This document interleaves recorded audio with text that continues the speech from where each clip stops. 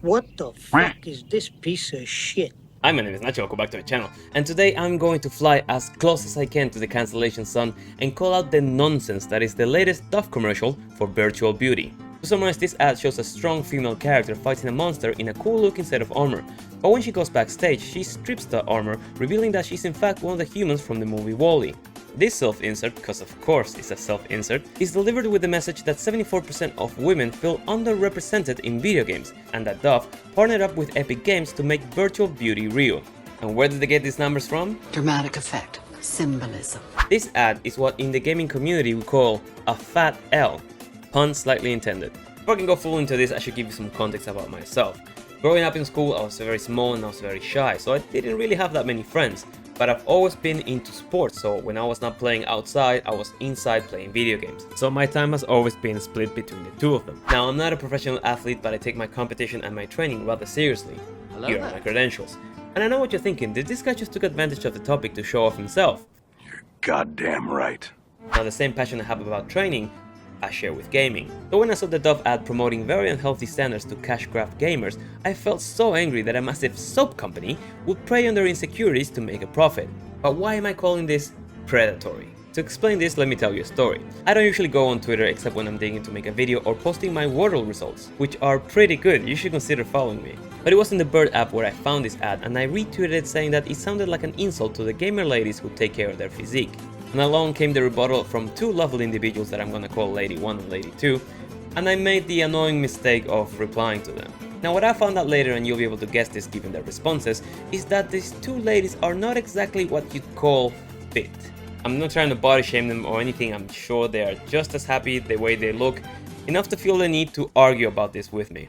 The first thing Lady 1 said to me is that she didn't see anything wrong with the lady depicted in the ad. There are girls with huge tits, huge asses and small waist in gaming, but not that many big ladies, and that the majority of them are depicted as thin. And then she added that she'd never seen her arms or her calves represented in a video game. And I should have stopped it there, to be honest. So that was her contribution, to which I replied saying that the big booba, big bunda girls from fighting games are usually from Japanese games who don't sugarcoat shit for the Americans, and there's also Ceres and Kraid from The Witcher, or Ivor from Assassin's Creed, female characters from Overwatch, or any fucking RPG with a good enough character creator.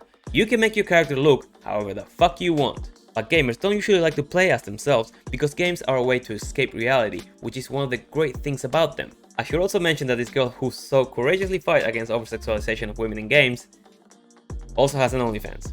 How ironic. Now comes lady number 2, who opens her argument with, "It's not that hard." Trust me, I know, they made sure nothing is hard when it comes to this ad. Her second line was, "What is wrong with bodies like this?" And I can say with enough confidence that riots would have break out around the world if Tifa would have come out looking like that in Final Fantasy VII. Of course bodies like that exist and there's nothing wrong with them, but we don't normally associate lack of shape with heroic actions. I asked her if she didn't think that this was a message that promoted an unhealthy body type to people, to which she replied that those bodies are normal and she would love to play a chubby lady killing aliens. I said, good on you, you are the target audience for this campaign, have fun. Because that's when I realized that I was trying to talk fitness to a brick wall. He finally asked if I thought these pixelated women looking slightly less sexy would mean that games will sell less. Yes! Do you know anything about gamers? They're extremely horny people. Imagine if Lisa popped out in the loading screen of GTA 6, people will refund that shit in droves. I also said to her that I strongly believe that this game or VR experience they are making will sell a substantial amount of fuck all, or a very small amount, not enough to cover the production cost, because the women demanding this representation don't play those video games. Whatever the case is, Dove, we're in the red.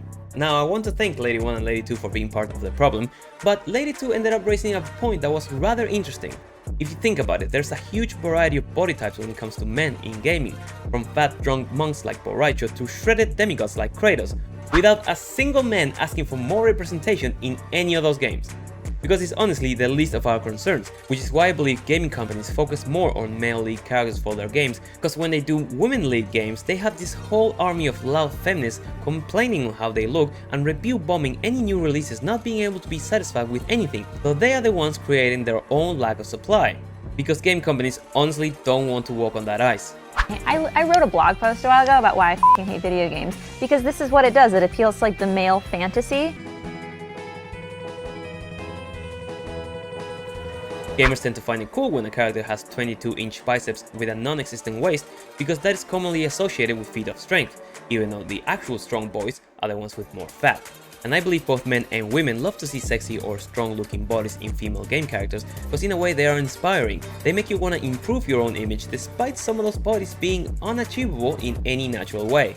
I particularly appreciate the physique of women in CrossFit because they are a reflection of a lot of effort and consistency. You don't get that physique by walking in a treadmill for 30 minutes, but the same ladies that are screaming at the top of the lungs for representation will look at those athletes and say that they look masculine, because what they want is being pampered for being lazy. I also believe it's a dangerous and predatory message because gamers usually are reserved people who prefer to interact with others online via in-game chat or in Discord, and they can be sitting for 8 hours straight not doing anything else but playing, and that doesn't burn that many calories. And because the majority of gamers don't move around a lot, they don't eat that well either, and this leads to some of them having eating disorders from eating too much crap like pizza, chips and energy drinks because it's quick and easy. Some people have issues that they cope with food. So they have a very unhealthy relationship with food, and they are in a delicate situation when it comes to losing weight. Then this ad comes around and tells them that it's okay to look like that, to have a floating belly and a double chin big enough to cover your entire neck, that you should feel comfortable in your own skin no matter how you look. And I'll agree with that statement, only adding that you should strive for a healthy look and feel on said skin, as well as a healthy relationship with food. The psychological toll of looking heavy or being overweight is so much bigger than being fit, and it comes along with a lot of feelings of depression. And I know this because I experienced it firsthand, thanks to COVID. So a multi-million-dollar company telling you to love yourself a bit more to sell you some soap bars is not gonna be enough to change your brain's chemistry. This animation truly reminds me of the unfit humans from WALL-E who were barely able to move out of their chairs, let alone do backflips. How come this was seen as dystopic then and not now? How is this not body shaming against fit looking women? Some people genuinely struggle to lose the weight and are ashamed to hit the gym in fear of being judged on how they look. So what we need instead is positive reinforcement to motivate people into improving their health, not the opposite. Don't encourage people to be lazy and weak. Because no matter what they tell you, unless you have a condition, being that fat is a choice. You don't accidentally eat to get to that level. And also because there will be more times in life where you'll have the need to be strong or fit, and not that many that'll require you to be weak. Remember Zombieland? The fat people got eaten first. Long story short, you're a sub company. Stay in your fucking lane.